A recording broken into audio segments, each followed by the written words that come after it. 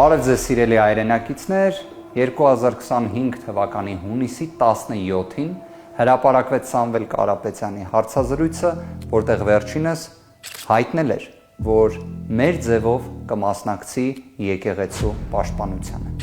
Այդ հայտարարությանը ժամերի ընթացքում հաջորդեց ոստիկանական հարյուրավոր ուժերի փաստացի ներխուժումը նույնիսկ վերջինիս բնակության վայր եւ մեկնարկեց ապօրինի քաղաքական հետապնդումը Սամվել Կարապետյանի հանդեպ։ Այս ժամանակահատվածում Սամվել Կարապետյանը շուրջ 7 ամիս գտնվել է բանտային կալանքի պայմաններում, այնուհետև մինչ օրս տնային կալանքի պայմաններում։ Չնայած նրան, որ օրվա իշխանությունները խոսում են ժողովրդավարությունից, խոսում են իրավունքների մասին, դրանք բոլորը փաստացի նսեմացվում են Սամվել Կարապետյանի դեպքում։ Քանի որ մենք գտնվում ենք այլևս ընտրական գործընթացի շատ պատասխանատու փուլում, Սամվել Կարապետյանը հանդիսանում է ուժեղ Հայաստան կուսակցության նախագահը, բայց զրկված է քաղաքական գործընթացներին մասնակցելու հնարավորությունից։ Ինչ է այս ամենը, եթե ոչ վախի դրսևորում։ Միգուցե արձագանք է սոցիոլոգիական հարցումների արդյունքներին, բայց վստահաբար մի բան հստակ է. այս ամենը իրավական գործընթացի հետ առնչություն չունի։ 2026 թվականի մարտի 26-ին նախաքննական մարմինը, կոնկրետ քննչական կոմիտեն իրազեկեց մեզ, որ Սամվել Կարապետյանի նկատմամբ այս ողջ ժամանակահատվածում տևող ապօրինի քաղաքական հետապնդման նախաքննության ավարտ է հայտարարվում, որ գործը ուղարկվի դատարան ըստ էության քննության։ Որ պատկերացնեք, մենք պարզեցինք, որ գործը բաղկացած է 135 հատորներից։ Որ պատկերացնեք, յուրաքանչյուր հատորը հիմնականում բաղկացած է 100-ից մինչև 200 էջերից։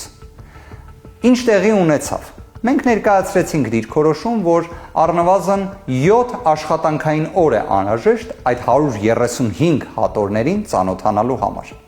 Իհարկե, 7 աշխատանքային օրը ողջամիտ ժամկետ չէ։ Օրենսգիրքը ասում է, որ նման դեպքերում պարտադիր պետք է տրվի ողջամիտ ժամկետ։ Մենք ստացանք քննչական մարմնի դիրքորոշումը։ Իդեպ,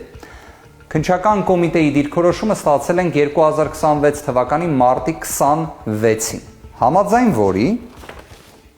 վարույթի նյութերին ծանոթանալու համար վարույթի մասնակիցներին, այսինքն մեզ, տրամադրվում է ողջամիտ ժամկետ, այն է մինչև 27.03.2026 թվականի ժամը 14:00-ն։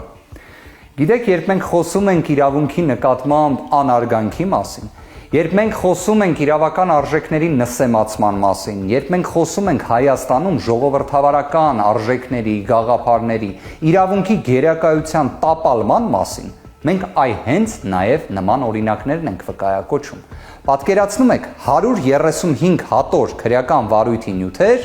եւ ժամկետը շուրջ 15 ժամ դրանց ծանոթանալու համար։ Սիրելի հայրենակիցներ, որ ավելի պատկերավոր լինի, պատկերացրեք, սա մեկ այլ վարույթից մեկ հատոր նյութ է։ Այս մեկ հատոր նյութը իհարկե պետք է ուսումնասիրվի, դրան գնահատական տրվի եւ դիրքորոշումներ կազմվեն։ Սիրելի հայրենակիցներ, եկեք պատկերացնենք, որ այստեղ ոչ թե 8 հատոր նյութեր են առկա, այլ 135։ Եվ այդ նյութերը ուսումնասիրելու համար շուրջ 15 ժամ։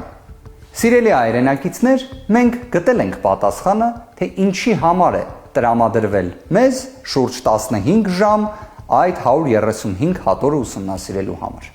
Որովհետև քննչական մարմինը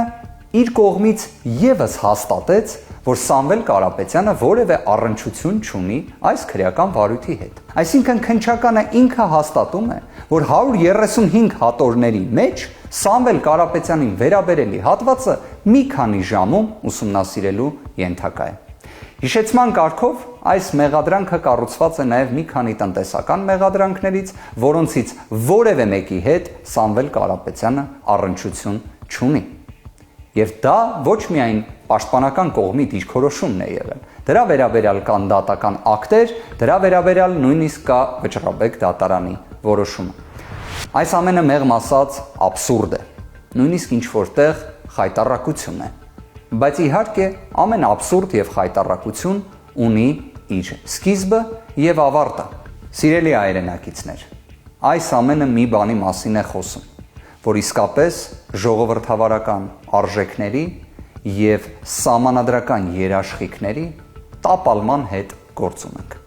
Բայց ուժեղ Հայաստանում հենց պատկերացումը պետք է լինի այնպիսին, որ սահմանադրական արժեքները գերակա են, իրավունքը գերակայի եւ չլինեն քաղաքական հետապնդումներ եւ քաղաքական բանտարկյալներ։ Իսկ այսօր ցավոք իրավիճակը ճիշտ հակառակն է։ Ամեն դեպքում այս վարույթի վերաբերյալ, այս նյութերի վերաբերյալ մեր կողմից ներկայացվել են համապատասխան միջնորդություններ։ Թե քրեական հետապնդումը դադարեցնելու, թե ընդհանրապես խափաման միջոցը վերացնելու։ Հիշեցման կարգով 2026 թվականի մարտի 13-ին նույն քննչական մարմինը խնդրել էր դատարանին 1 ամիս ժամկետ, որ բազմաթիվ գործողություններ կատարեն։ Եվ դատարանը Սամվել Կարապետյանի շուրջ 10 ամիս ապօրինի հետապնդվելու պայմաններում, բայց դատավարական որևէ մի խախտում չլինելու պայմաններում բավարարել էր այդ միջնորդությունը նշելով, որ քննչականը դեռ բազմաթիվ գործողություններ ունի կատարելու։ Պարզվեց ոչ մի գործողություն էլ չունեն կատարելու, բայց տնային կալանքը դեռևս պահպանվում է։ Ինչևէ, ունենք այնինչ ունենք, այսքանն էր, որ ուզում էի ձեզ ներկայացնել, բայց մի բանում վստահ եղեք, սիրելի հայրենակիցներ։ Այս աբսուրդը անցողիկ է, իսկ իրավունքը, այո, գերակայելու է։ Սամվել Կարապետյանը լինելու է ազատության մեջ եւ ազատություն բոլոր քաղ բանտարկյալներին։ Շնորհակալություն, Աստված բոլորին պահապան։